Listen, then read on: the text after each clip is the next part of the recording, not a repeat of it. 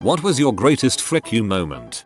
Back when I was 14 years old, I started working at the only store in my town that would hire kids my age. It was a pretty large mom and pop store that sold all sorts of goods, mostly clothing, sporting and hunting equipment, sneakers and other stuff that you might find in a sports authority. Well, one of the reasons that the owner used to like hiring kids that young was because he could take advantage of them and pay them poor compensation. I think my wages were about $5.50 per hour if I recall correctly. I worked there about 3 months in awful conditions. Most of the back rooms were fire hazards, and when cleaning out one of the rooms, a co-worker of mine literally found a bag filled with pee. The store was notorious for its crappy conditions, but I had literally nowhere else to work. The final straw for me came when I was asked to prep about 500 pairs of shoes for a sidewalk sale. In order to keep the shoes together, they had to be zip tied to their mates so customers didn't mix them up. I spent about 5 hours with a co-worker tying these shoes together.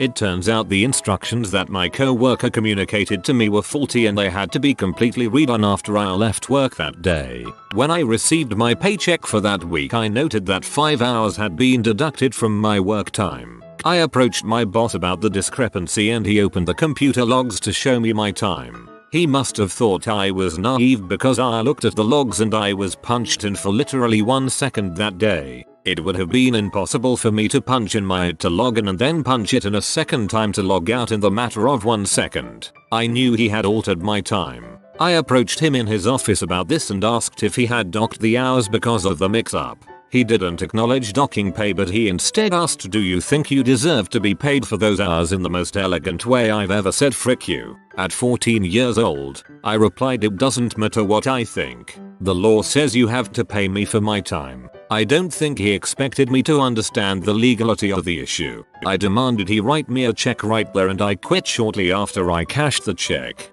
When he asked why I was quitting, I told him that the job wasn't quite what I expected. He prompted, "What did you expect from this job in one final frick you?" I replied I expected to be paid for the time I worked. I don't recall what he said after that, but I walked away with my dignity and pride intact.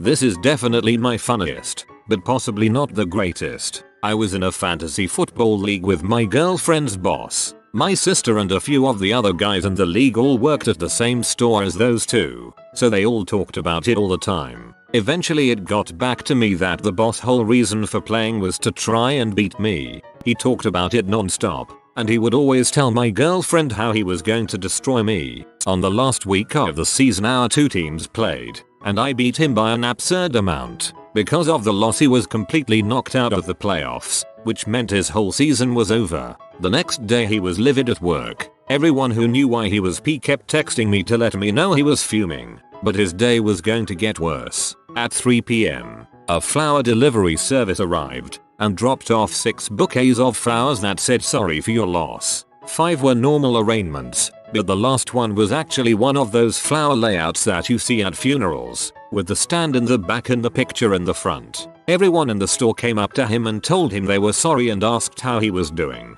He then had to explain to all of them that nobody died. He had just got beat in fantasy football by me. It was glorious. Whoa, that is amazing. I might have to steal that idea. Kind of backhanded frick you moment. Super quick because I gotta go somewhere. 1. Old boss was a real dong to me. 2. I got a new job. 3. Old boss puts resume in at my company. 4. HR person calls me about him. 5. I told them that I could not give him a reference. 6. Eat crap butthole bosses. I was in kindergarten, and we were doing this activity where the teacher went from student to student, and we all had to come up with a word that started with the next word in the alphabet. When it came to be my turn, I had the letter V. I said vamp. The teacher said, "No, Andrew, vamp isn't a word." Without saying anything, I went and grabbed a dictionary off the teacher's desk, looked up vamp, and gave it to her. I sat down and folded my arms with a crappy little grin on my face. I'm in the Irish Army Reserves, and last week I was riding back through town on top of a tank after some exercises in all my kit and gear, and I drive by the guy who my ex-girlfriend left me for. He was filling up a car when I passed and he looked up and saw me atop the beast and I gave him the mother of all frick you I'm in a tank glares, then gave him a smug mock salute full of mirth. I know you Yanks think nothing of seeing folks stroll about in death machines, but here in Ireland, that shoots crazy impressive yo. God bless your ability to exact revenge, even while being as drunk as you were. I was sat next to a really loud-mouthed jerk in a poker tourney. Got into it with him twice at the first table, both times because he was ripping into other players for nothing. He was one of those guys that tries to put people off their game by getting in their heads. Anyway, that table got split and me and Mr. Loudmouth didn't see each other again till the final table. We get seated and of course he targets me, talking trash on anything he can think of. He tries to get me to walk into an obvious trap, so I oblige. He flips his cards and starts talking about how great he was. I let him go for a good 30 seconds before showing him the nuts, sputtered for a few seconds and starts yelling at me for slow rolling. I laughed in his face. The last job interview I went to before starting my own business, I was still working in IT. The interview had been going on for about 30 minutes when the interviewer asked me, "So, where do you see yourself in 5 years' time?" A light went on for me. I responded, "I don't know, but I know it's not here. Sorry for wasting your time." I shook his hand and walked out. In college, I took a year-long course on free speech. The professor had some ridiculous bias, and the course was hugely non-informative. It was basically a collection of people and works we all agree shouldn't be censored, with a whole bunch of politicized BS thrown in. So every week it was about how terrible it was that they killed Socrates, even though he was kinda wrong, or how stupid it was that they tried Galileo, or how Lady Chatterley's lover wasn't so bad. And then we'd talk about how Bush hates women, or fricking, or whatever was on the professor's mind that week, but loves corporations. But we never dealt with actual free speech issues, whether money is speech, defending unpopular or even provocative positions, like David Duke's right to march, or the like. There were weekly reaction papers, and I actually was able to construct a reasonable graph over the year of the bias she exhibited. Every time you echoed her, you got A's. Every time you defended conservatives, you got C's. I eventually just started doing the A work to pad out my GPA. Anyway, she submitted a one-semester version of the course for honors approval and cross-listing as a politics course.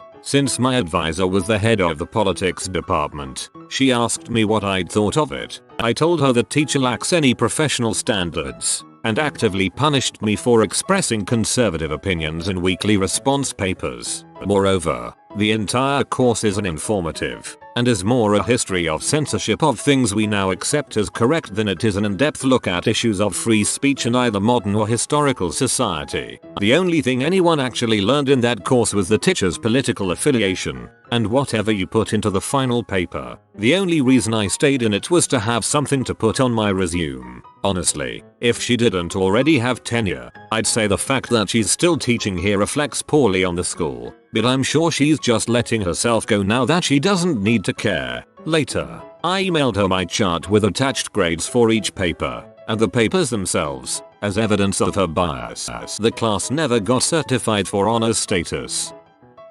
I have a similar story to yours but ended up getting the teacher fired. I'll try to keep it short. My 7th grade history teacher played favorites and I was not one of them. I would get C's, D's and F's on just about every assignment and test. Tests were subjective essays. My parents would get pissed at me and took her side. So one day my mom finally decided to see if I was telling the truth, so she wrote a paper for me. I bring it in and the teacher gives it a D. I go home with a huge smile on my face and tell my mom she got a D on her paper. My mom is furious and calls the teacher and the teacher makes up some excuse lying that she didn't actually give me a D and in the grade book it says A. The teacher also tried to accuse me of cheating twice and both times I went to honor council they found that I had done nothing wrong. So my parents were completely furious and ordered her be fired. But her husband was also at the school and one of the more well-respected teachers. So when the school threatened to fire her, he tried to stick up for her and said then you have to fire him too. The school then threw out a huge frick you and fired the both of them. It was one of the proudest days of my life. Frick that teacher. TLDR. I got 2 teachers fired because one of them was a huge biatch. Sophomore in high school. Fat. Quiet. Not popular. I did have some people who liked to make fun of me. I just kind of ignored them. Eventually, one of them shoved me. Ignore it. You know, crap happens. I guess he was having a bad day, so he tried to punch me. I was standing against a concrete wall. Sidestepped. He broke his hand in 3 places. This being the first time someone actually tried to hit me. I grabbed him by the back of the head with one hand, by the back of the neck with the other, and smashed his head into the same wall a couple times before I dropped him. People don't really frick with me anymore, for some reason. Probably because now they all think I'm a homicidal maniac. I was friends with this dude in high school, despite the fact that he was an idiot. He was always starting arguments for no reason. He hit on our mutual friends and creeped them out, and was generally annoying. We went to the same college and were friends for the first year or so, but some crap went down. He tried to draw me into a fist fight, and we parted on bad terms. Restraining order. By that point, I was just pleased to be done with him, but his girlfriend, who was a bee herself, was livid and wrote some pretty obnoxious stuff on my whiteboard and bitched me out to our friends. End result being I lost my freshman friendship group, except for one real friend. What was my revenge, you say? Well, interestingly enough, I was the one who got them together in the first place, and they are a miserable couple, fighting all the time and generally making each other's lives miserable, but they just won't break up for more than a week. Anyway, it's been like 3 miserable years now, and it's all thanks to me, the master chess player. This is an expert long troll. I am now going to set up all my friends with crazies just in case any of them cross me. Be a pong game at a party. I was next on the list to play and one pair of bros were talking tons of trash. Even to me while I watched. Crap like get ready loser, you're next. Just being all around buttholes. The other guys were down to 3 cups and team butthole had 4 cups left. But right then the losing guy's cab showed up and they had to leave. I stepped up to set the cups back up for a full 6-cup game and one of the guys on team butthole said something along the lines of "Don't worry craphead, we'll only do 4 cups to give you a chance." They both shot and got one of my cups, but my partner was in the bathroom, so not 20 seconds after waiting for my partner to come back the Ashats started bitching, telling me to leave the table if I am not going to play, just crapping all over me in front of everyone. So I grabbed both ping pong balls, shot both, bam bam, 2 cups down, give him here, doubles gets to go again. A bit more sheepish they gave the balls back, shot both again, bam bam, frick you, get off my table, who's next? Some guy watching made me snort beer out of my nose though. After sinking 4 cups back to back the guy yells, "Hope you brought a priest bros, because you get no redemption." For those who don't know beer pong rules, or use different rules, if a team sinks both balls on their turn they get to go again. Also you normally get a redemption try after your last cup's been hit, but because it was a double I would have gotten them back and they were denied redemption shots. I like you. You explain the potentially obscure parts of your story for those of us who may not have heard of everything ever. About 2 weeks after 9/11 in Penn Station, NY, waiting in line to get a ticket for the train. Amtrak in its genius had stopped online ticket sales, and get this, you had to buy a ticket more than an hour before the train left, instead of the normal 5 minutes. Needless to say there is a huge line. Everyone is annoyed as frick. There were probably 200 people in line. Some 30-something power suit woman walks to the front and asks someone if they can cut behind them. Everyone in line tenses. I go fricking berserk. "Lady, WTF, you didn't ask me if you could cut me, and you didn't ask the person behind me or the person behind them. Why the frick don't you get in the back of the fricking line like everyone else? We have all been waiting for a fricking hour and you can go frick yourself." The smarter power suit woman goes to the first person in line, watches for a ticket window to become free, then immediately offers the first person $$ to cut in front. Driving 100 miles to see friends and family. Traffic is light but you can see it's starting to stack up and slow down. Think bigger city traffic. I am in second to left lane, in no big hurry, when I see the red Audi darting in and out of traffic to try and get ahead. At this point he was making any friends and wasn't getting very far ahead. He tried to pass in the far right lane when he neared me, but to no avail, so he crosses not one but 3 lanes of traffic trying to dart in front of me between the truck ahead of me. I saw it coming, narrowed the gap, cut off his route. You could see the foo face in the window. He was livid and really I didn't care. Then crap gets real. This Audi darts and drives around several cars just to get directly in front of me and slams on his brakes. I do the same. Brakes lock up. He is so close I can only see the top of his truck beyond my hood. I miss him by inches. Now I am but more startled than anything. He takes off in a hurry down the fast lane like he got away with something. Well, the semi half a mile up the road did not see the Audi traveling fast. When he changed lanes into the fast lane, clips the front of the car. The Audi spins in the middle divider several times, dirt and dust kicked up and his front bumper laying in pieces on the road. I shook my head and gave him a big frick you dude. When I had my ex's name X'd off of a check that was in both of our names that she said she was entitled to half of despite what the divorce papers explicitly stated. The issuer of the check agreed with me once I showed them the divorce papers with the court stamp. Frick you dear. I took on all the debts when we split, including yours, and I paid off every one of them over the course of 2 years and let you keep the good car free and clear while I drove around in a 10-year-old rusted out piece of crap that I bought for $400. Frick you dear. This little check is mine. There was a kid in middle school, we will call him Henry, that for whatever reason would bully me. I am a girl. He would pull my hair in the hallways between classes, then running away. There are other stupid little things that he would do, like knock my books out of my hands and trip me in gym class. One day I was running a little behind for class. I guess I should explain how the classroom was set up. There were single desks in the front of the class and in the back were 2 big tables that seated 2 students to each table. We had stools to sit on. When I got there, Henry was sitting in my assigned seat at one of the tables in the back, trying to hit on my best friend. The bell hadn't rang and the teacher wasn't in yet. I walked to my seat and told him to go sit in his desk. At first he told me it's a free country or some bulls like that. After a minute of arguing he finally got up, but took my stool with him. The teacher walked in at that moment and told Henry to give me my chair back. Reluctantly he handed it back to me, seat first. He wouldn't let go, so I shoved the stool as hard as I could back at him. The leg of the stool hit him in the face under his right eye. He started gushing blood and crying. He got 8 stitches and I got nothing. I didn't get expelled or suspended. After that he was as nice as could be to me. Plus he has a scar on his face that will remind him of me every day of his life. I think he liked you, bro.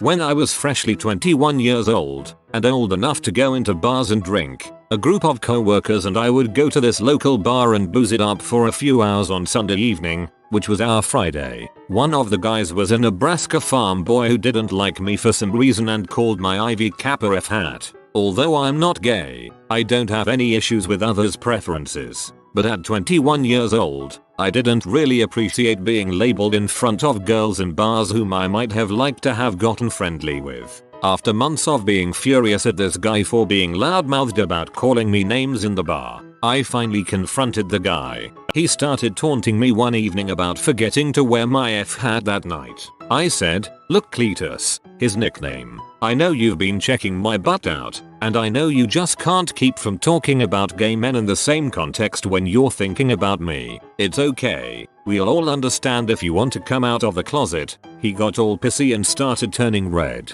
So I grabbed his wrist across the table and said, "Listen up, frickhead. If you don't like me making you out to be something you aren't, you can probably understand why I don't like it either. If you don't want me to do that crap again, then don't ever start that stupid crap again." He never mentioned my F hat ever again. About 7 or 8 years ago, I worked a job that I really hated. It was for a small engineering firm. The place was a family-run business and had been going for years, and I was the first non-family and non-engineering employee. Consequently, I'd get the mick taken out of me every day, and was never a part of the clique. The pay was pretty pitiful, but I'd been unemployed for a while beforehand, and have a family to support, so I didn't have much choice. I was employed to do sales and marketing, but this business was so backwards it had paper records for everything, and still used faxes. Heck, they still use typewriters. I spent a lot of my time out selling and doing traditional marketing, but I also spent a lot of time improving processes and infrastructure. Stuff like setting up a computer network, creating customer databases from paper records, completely revamping the website, updating pricing systems and customer management systems, all sorts. So, 1 year into the job, my first pay review, I've met all my sales targets, and in addition have done shed loads of extra stuff. Basically dragged the company kicking and screaming into the 21st century. My boss tells me I can't get any kind of pay raise cause I didn't spend enough time out on the road selling. So I start looking for alternative work, and wind up taking a day off work to go and interview for other companies. I got another job, and I have never enjoyed giving my notice so much in my life. Within 3 months in my new position I got promoted, and was on over twice what I was earning before. About a year after I had left the small business, I get an email from my old boss asking if I wanted to go round and do a day's work for £50 on the computer systems. I emailed him back telling him, politely, to go frick himself, that the amount he quoted wouldn't cover my traveling expenses let alone a day out of work, and that he could stick a 0 on the figure and I'd still say no. TLDR. Stuck out a crap job as long as I had to, got a new job and then got promoted like a boss. Turned down an old boss crappy offer of extra work. I had my eye on a girl I liked for about half a year. Me and her were always pretty good friends and both liked each other but never thought the other liked the first. Fast forward a bit and I'm playing in a band with one of my best friends. Or so I thought. Till I'm out of a place for the day. Just gotten in an argument with my mom and she'd kicked me out. And the girl I like offers for me to stay with her for the day till I get things sorted out. What I forgot to mention is this kid's now dating the girl, so obviously he's being territorial, which is understandable, and so I do my best not to step on his toes while all three of us are at her place. Now, things start escalating and he's getting obviously agitated, being a douchy controlling boyfriend every time she shows me any sign of attention. To the point he literally tells me to leave her house so he can frick her, right in front of her. She's not having it, she doesn't even want to frick him, and he's been throwing out all these passive aggressive petty little comments about me, her friend she's known longer than this guy, every time he gets a chance to. So I try to talk to him and get him to cool down and I go, you know man, I love you like a brother and I want both of us to be able to chill out and have a good time, etc. To which he says something along the lines of, frick you, you're just the guy who plays drums in my band. So I'd had enough of his balls and disrespect towards both me and her. When I'd done nothing wrong and was in a crappy situation and already stressed out, I put up with it for the rest of the afternoon until he left. Me and the girl finally have a breath of fresh air, relax, talk about life, about how chauvinistic he'd been and how she thought I was such a great guy in comparison for putting up with his attitude, and eventually our feelings for each other. We ended up fricking that night and I never really talked to the kid again. TLDR. The drummer actually got laid. In my grade 12 religion class my teacher went on this whole speech about if you don't believe in God, you are a bad person. I swear those were her words. Cause I raised my hand and asked, so I don't believe in God, do you, Mrs. think I am a bad person? After a few minutes of trying to sugarcoat it, she said yes. I stood up and walked out of the class. I had the principal say I was going to heck, and a priest tell me I was not fully human because I didn't accept the Holy Spirit. Catholic school.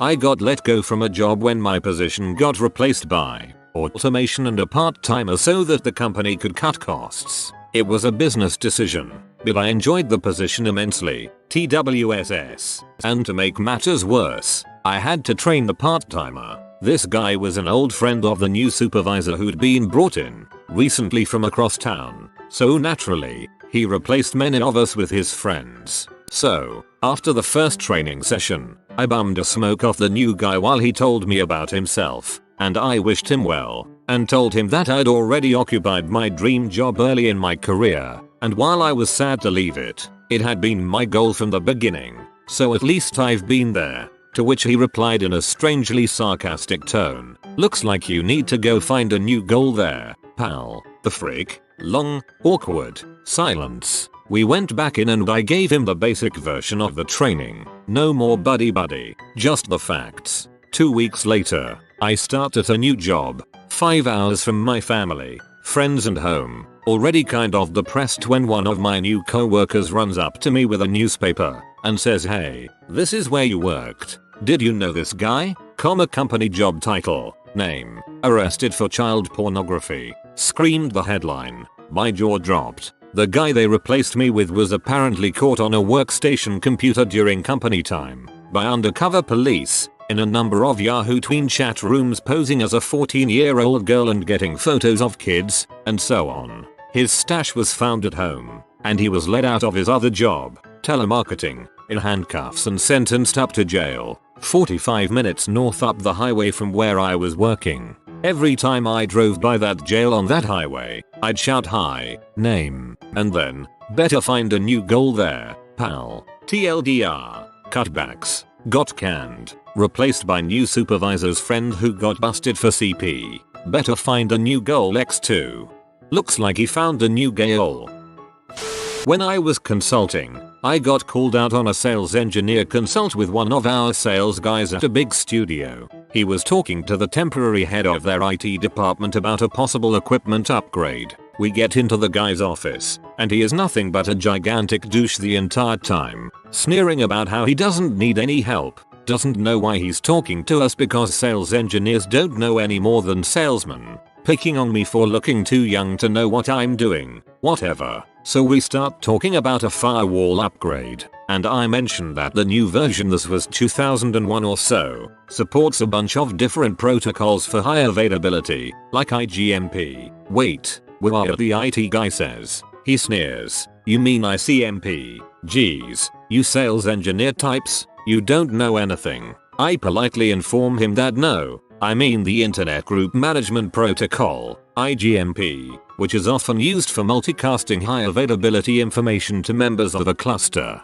Young man, he says, looking over his douchey hipster glasses at me. I'm a Cisco instructor and certified network engineer. I teach classes for them on a regular basis. There is no such protocol. I've never heard of it. Not wanting to screw things up more, I mumbled something deferential allowing for the possibility that I might be thinking of a different protocol, but I was seething at the guy for assuming I didn't know what I was talking about. Needless to say, the rest of the meeting went poorly and we left empty-handed. But as we walked back to the car, the sales dude looked at me and said, "Wow, that guy was a huge dong. Even I know what IGMP is. Thanks for not telling him off." So of course, when we got back to the office, I told the sales dude I'd email the IT guy a note thanking him for his time, and I included at the bottom of it, "I thought you might find the following article interesting." I know I did, and I tacked on the link to the Wikipedia article on IGMP. The sales guy heartily approved,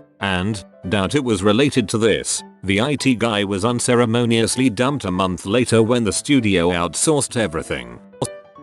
I was owed money by the team I played for and had been asking for it over and over and they never delivered. So I waited until the championship game and didn't show up. Totally fricked the club. It would have been their first championship.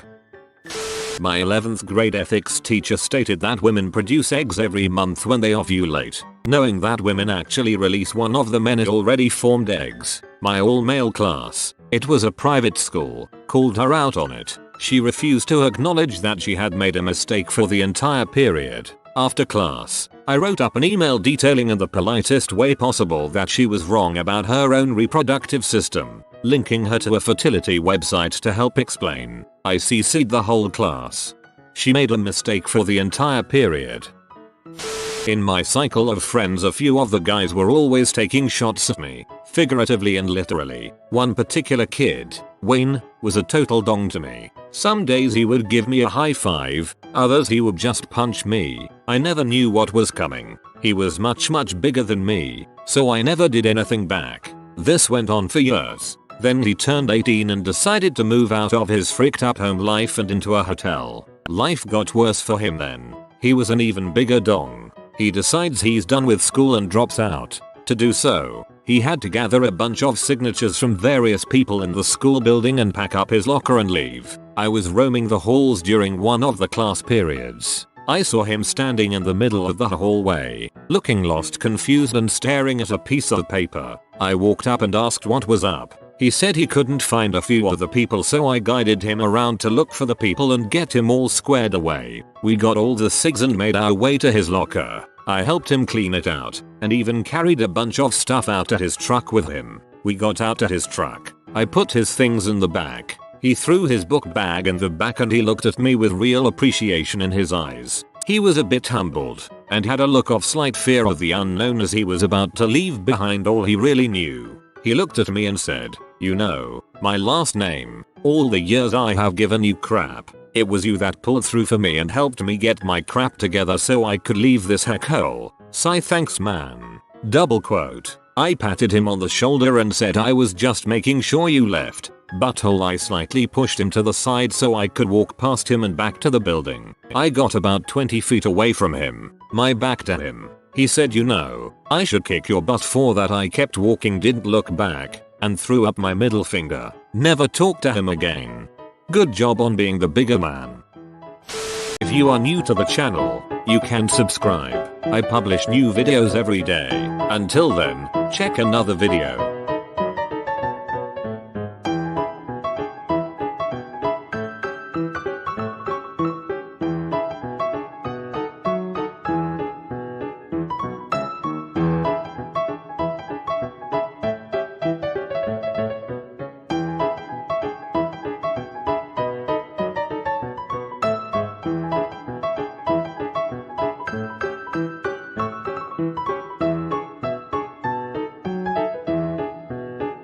Bye for now.